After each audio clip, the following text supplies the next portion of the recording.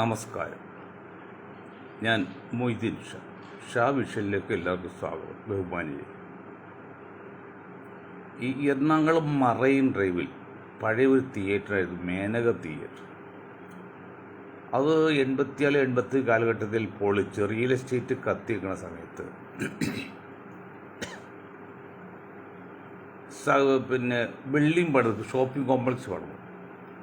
വർഷങ്ങൾ കൊണ്ട് ഒരുപാട് ആൾക്കാർ നല്ലൊരു സംഖ്യ നിക്ഷേപിച്ചു. പണി നീണ്ടു പോയിട്ട് 20-25 വർഷം പിടിച്ചു. പണി ഏതാണ്ട് പൂർത്തിയായിപ്പോൾ ട്രെൻഡ് ഇറക്കി. ട്രെൻഡ് എന്നറിയോ? അത് പുറമ്പോക്കാണ്, അതിൽ ലൈസൻസ് കിട്ടില്ല, അവിടെ പണം കൊടുത്തവരൊക്കെ പണം പോയി എന്ന്. ഇത് കേട്ട് എല്ലാവരും വിഷമിച്ചവിടെ വന്നു. അത് തുടങ്ങിയ സ്ഥാനം പെരുമാറാൻ ഒരു പാർട്ടിയാണ്. ആ പാർട്ടിക്ക് അതിനൊക്കെ മരിച്ച മക്കളുണ്ട്. അപ്പോൾ അവരൊരു കാര്യം പറഞ്ഞു, നിങ്ങളാരും ഭയപ്പെടേണ്ട, സംഗതിയൊക്കെ ശരിയാണ്, പക്ഷേ എങ്കിലും ഞാൻ എൻ്റെ വീട് വിറ്റാൻ വേണ്ടി നിങ്ങൾ തന്ന പണം തരാമെന്ന് പറഞ്ഞു. അപ്പോൾ നിങ്ങൾ നാളെ നിങ്ങൾ റെസിപ്റ്റായിട്ട് വരണം. അങ്ങനെ എല്ലാവരും റെസിപ്റ്റായിട്ട് ഈ സൈറ്റിൽ വന്ന് ഒരു മേശയും കസേരയിട്ട് അത്യാവശ്യം കാശുമായിട്ട് ഒരാളെ ഏൽപ്പിച്ച് ആ റെസിപ്റ്റ് എല്ലാം വാങ്ങിച്ചിട്ട് ആ കാശും കൊടുത്തു. ഇത് 25 വർഷം മുമ്പ് നിക്ഷേപിച്ച 1 ലക്ഷം 2 ലക്ഷമൊക്കെ അവിടെ കൊടുക്കണം. അങ്ങനെ ആ പ്രശ്നം തീർന്നു, ഒരു പരാതിയില്ല. അപ്പോൾ പണം കൊടുത്തത് കിട്ടി, സന്തോഷം.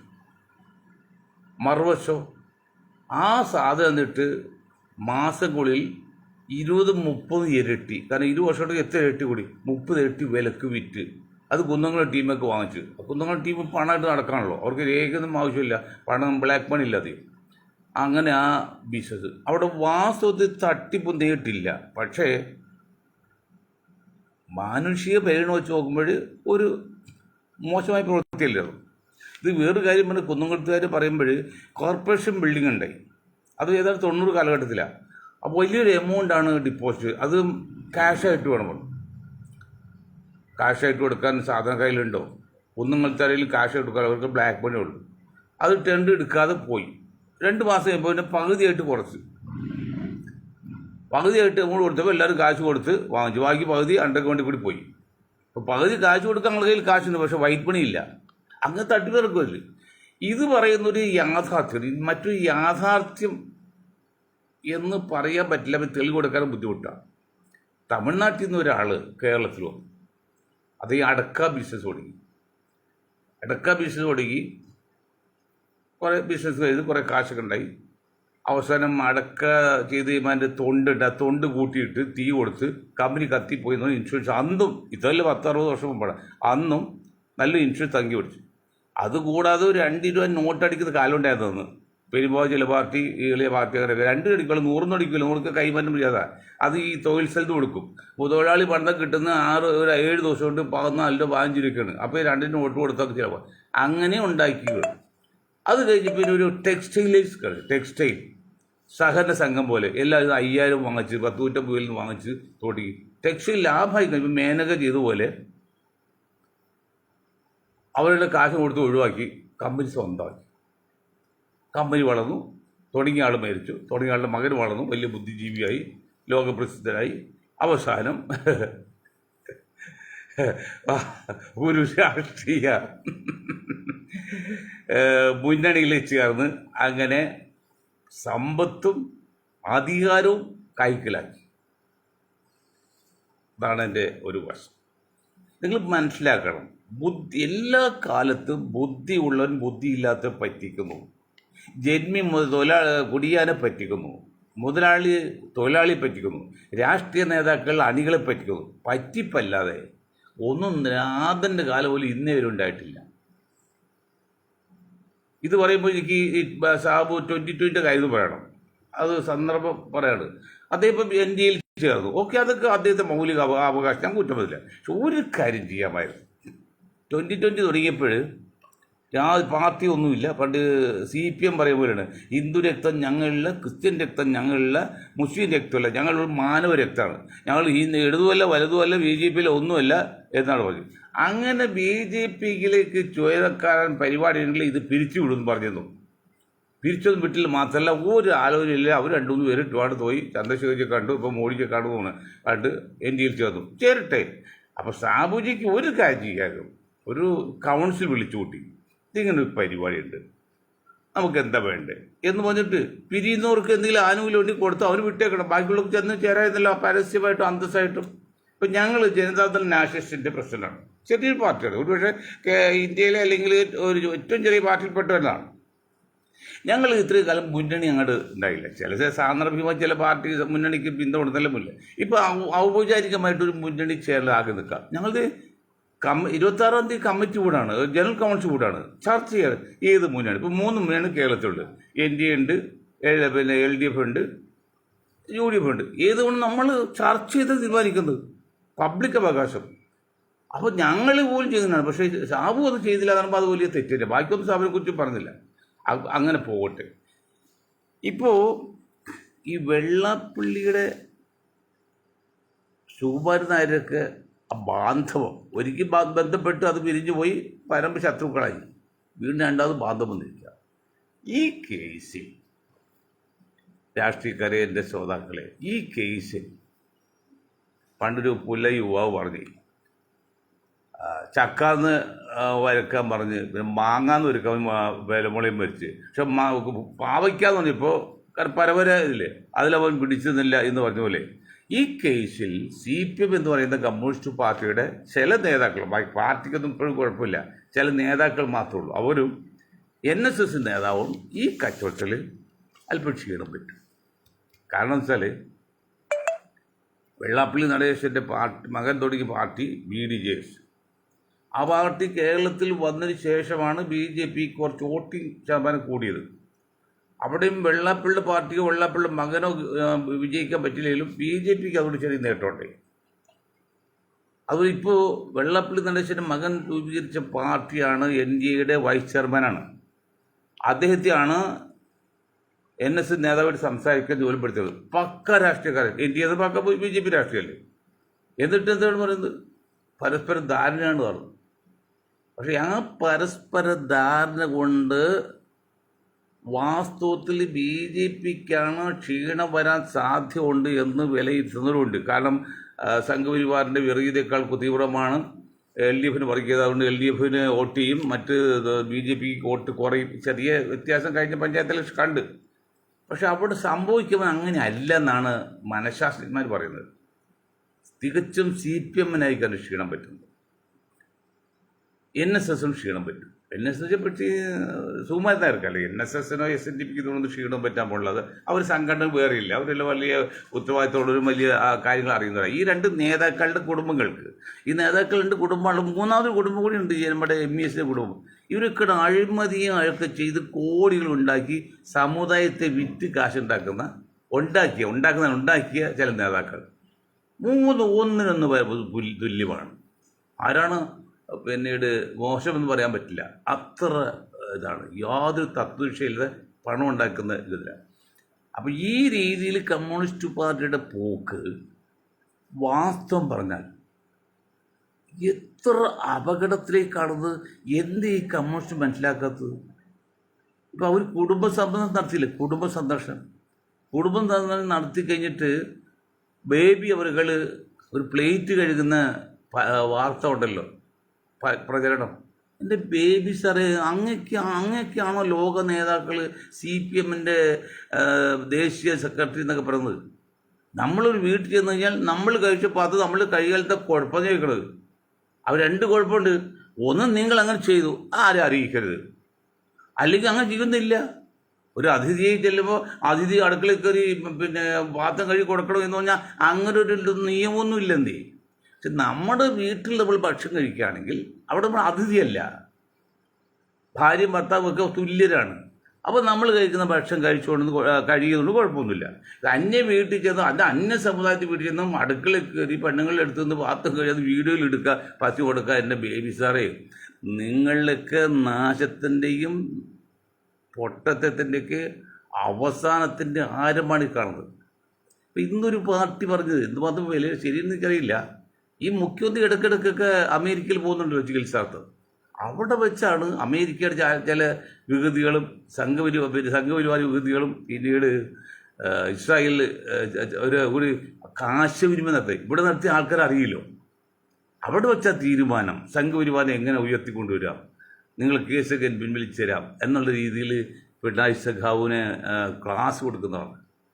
എന്തൊക്കെ പറഞ്ഞാലും പിണറായി സഖാവ് എന്ന ഒരു മനുഷ്യൻ കാരണം കേരളത്തിൽ CPI എന്ന് പറയുന്ന പ്രസ്ഥാനം കൽക്കട്ടയേക്കാൾ, പശ്ചിമബംഗാളിനേക്കാൾ, ത്രിപുരയേക്കാൾ ആപത്തിലേക്കും വേഗത്തിലും നശിച്ചുകൊണ്ടിരിക്കുകയാണ്. ഇനി ഇത് നശിക്കാനുള്ളത് ഇത് 100 പേരെ എടുത്ത 10 ആളുകളും അദ്ദേഹത്തിൻ്റെ പാർട്ടിയെ സപ്പോർട്ട് ചെയ്യുന്നില്ല. കാരണം ധിക്കാരം, അഹങ്കാരം അതാരും ഇഷ്ടപ്പെടുന്നില്ല. പെണ്ണുങ്ങൾ പറഞ്ഞു ഞാൻ 10 ദിവസം പട്ടിണി കിടക്കാം, പക്ഷേ എനിക്ക് എൻ്റെ സ്വസ്ഥമായി ജീവിക്കാനുള്ള സാഹചര്യം വേണമെന്ന് തോന്നില്ലേ. ജനങ്ങൾ പട്ടിണി കിടക്കാൻ തയ്യാറാണ്, പക്ഷെ അഹങ്കാരവും ആ ധാർഷ്ട്യവും തൻ പോരുമെന്നും ഒരു മനുഷ്യനും ഇഷ്ടപ്പെടുന്നില്ല, ആര് ചെയ്താലും. ഇപ്പോൾ വേറൊരു കാര്യം പറഞ്ഞില്ല, ഇന്ന് മോഡിജി ട്രിവാൻഡ്രത്ത് വന്നു. സാധാരണഗതിയിൽ പ്രധാനമന്ത്രിയോ പ്രസിഡൻ്റൊക്കെ ഒരു സിറ്റിയിൽ വന്നാൽ ആ സിറ്റിയിലെ മേയറാണ് സ്വീകരിക്കുക. കാരണം അദ്ദേഹം അവിടെ 1-ാം പൗരൻ. ഇന്ത്യയുടെ പ്രസിഡന്റ് 1-ാം പൗരനാണെങ്കിൽ സിറ്റിയിലെ മേയറാണ് 1-ാം പൗരൻ. 2-ാം പൗരൻ അവരുടെ ഭാര്യയാണ് 2-ാം പൗരി. ഇത് രാജേഷിനെ തൊടിയിച്ചില്ല, രാജീവ് ചന്ദ്രശേഖരാണ് സ്വീകരിച്ചതെന്ന് പറഞ്ഞാൽ. അതൊക്കെ രാജേഷിനോട് നമുക്ക് കുഴപ്പമില്ല, അത് നിങ്ങൾ BJPക്കാരനെ. പക്ഷേ ഞങ്ങളിപ്പോഴുള്ളവർക്ക് മേയറിൻ്റെ സ്ഥാനം ഇല്ലാതെയൊക്കെയാണ്, മേയറുടെ അവകാശം കളയാണ്. അതൊന്നും കൂട്ടുനിൽക്കാൻ പറ്റില്ല. എന്താണ് ആരും പ്രതികരിക്കാത്തത്? ഒരു കാര്യം നിങ്ങൾ സൂചിപ്പിക്കാം, നമ്മുടെ ഈ കിടപ്പിൻ്റെ വശം പറഞ്ഞാൽ ഇപ്പോൾ നമ്മുടെ ദീപക് എന്ന യുവാവ് 36 വയസ്സല്ലേ, അപ്പോൾ ഏതാണ്ട് വേണ്ടി യുവാവിന് ആ സംഭവത്തിൽ ആ പെണ്ണിനെ കുറിച്ച് 100% പേരും വളരെ പരസ്യമായിട്ടും വ്യക്തമായിട്ടും ധൈര്യമായിട്ടും പെണ്ണിൻ്റെ ദൂഷ്യമായിട്ട് ദിലീപിന് സപ്പോർട്ട് ചെയ്യുകയാണ്. പ്രദീപിന് അതിനേക്കാൾ മോശമായൊരു സംഭവം കഴിഞ്ഞ ദിവസം വയനാട്ടിലുണ്ടായി. 9 വയസ്സായിട്ടുള്ള പ്രായമുള്ള കുട്ടി മഷിയായിട്ട് സ്കൂൾ തറയിൽ വീടിൻ്റെ പേരിൽ ബലമായിട്ട് തൊടിപ്പിച്ചെന്നും വേറെ മറ്റു പല ഹരാസ് ചെയ്തെന്നും കളിക്കാൻ പോയിട്ട് അവിടെ ഒഴിവാക്കിയപ്പോൾ ആ കുട്ടി മാനസികമായിട്ട് തകരാറ് തോന്നി ആ യൂണിഫോമിൽ തന്നെ ആത്മഹത്യ ചെയ്തിട്ടുണ്ട്.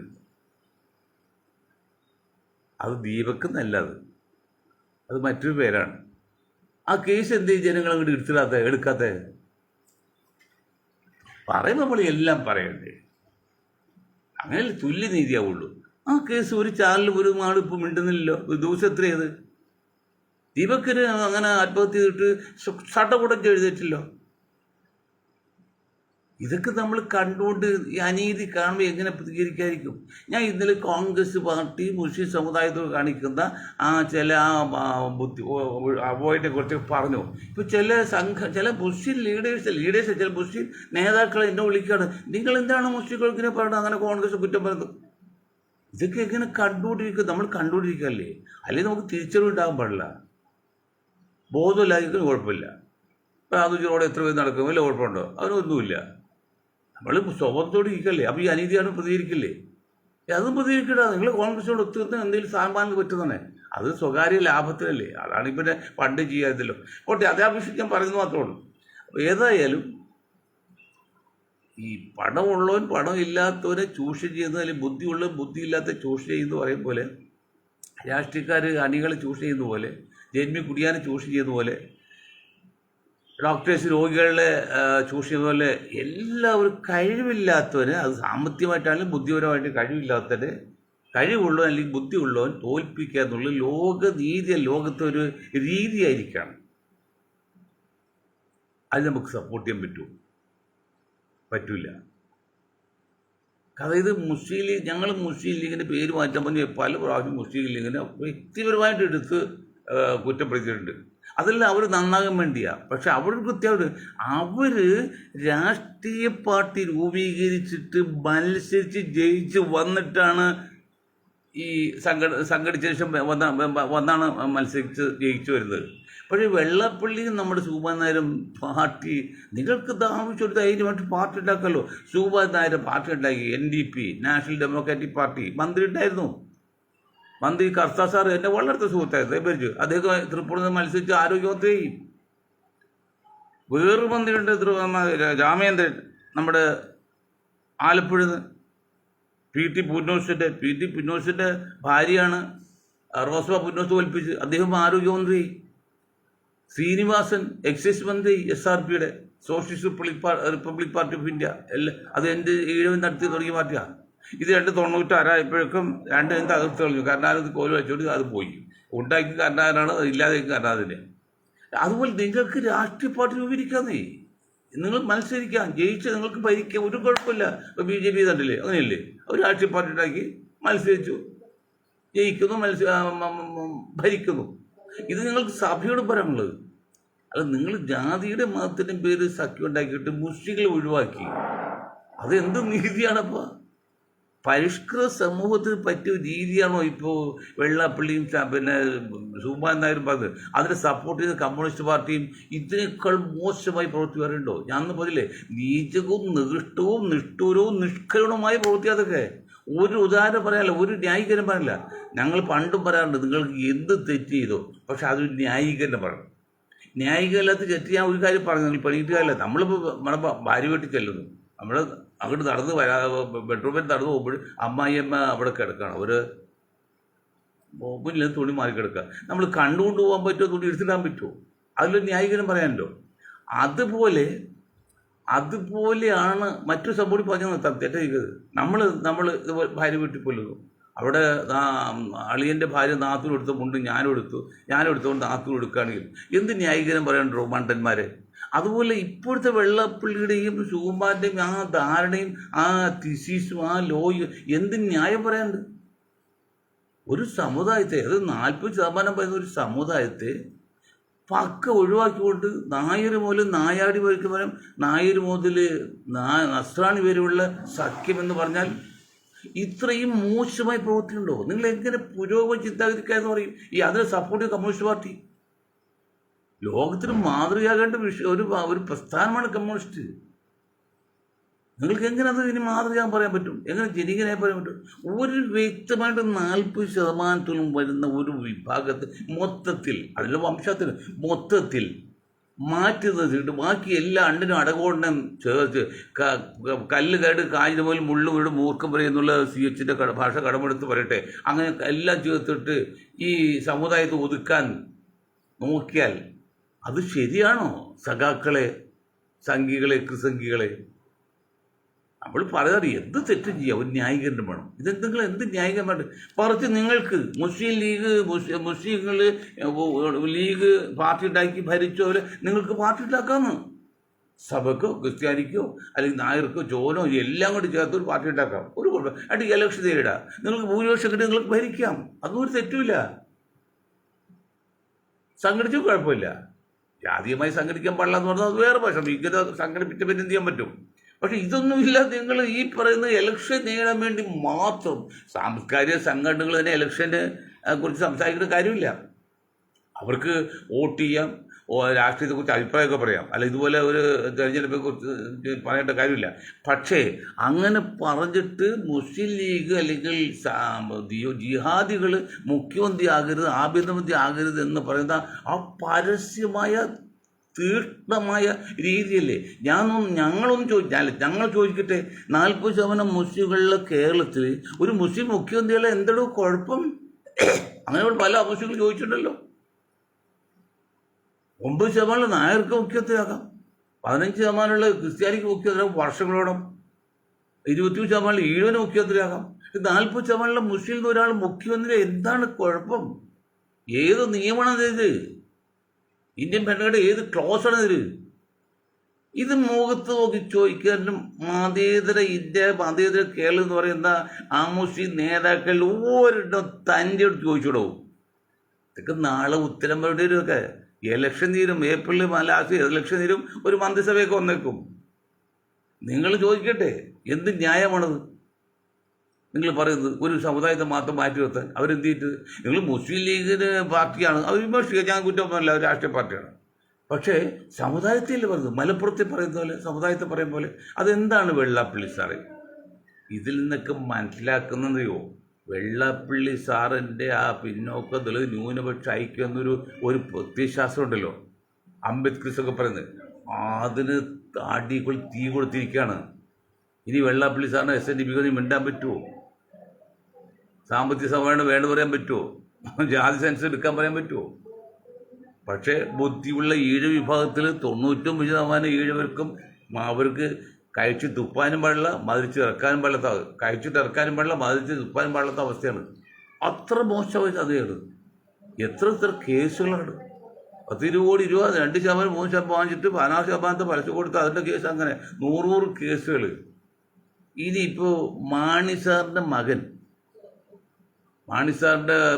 സ്ഥാപിക്കാൻ വേണ്ടി 25 സെൻറ്റ് സ്ഥലം കൊടുത്തല്ലോ. ഈ വരുന്ന അസംബ്ലി ഇലക്ഷനിൽ UDF അധികാരത്തിൽ വരും, ഒക്കെ സംശയമൊന്നുമില്ല. UDF അധികാരത്തിൽ വന്നാൽ പിന്നെ നിങ്ങൾക്കത് കിട്ടുമോ? അപ്പോൾ നിങ്ങളെ LDF കൂടെ ഒന്നും മണ്ടത്തറയില്ലേ? പിന്നെ എന്ത് ചെയ്യാൻ പറ്റും? മന്ത്രിസഭ പാസ്സാക്കിയ ആരെയാണ്? ആ മന്ത്രിസഭ പാസ്സാക്കിയാലും അടുത്ത മന്ത്രിസഭയ്ക്ക് ക്യാൻസൽ ചെയ്യാൻ വിചാരമുണ്ട്.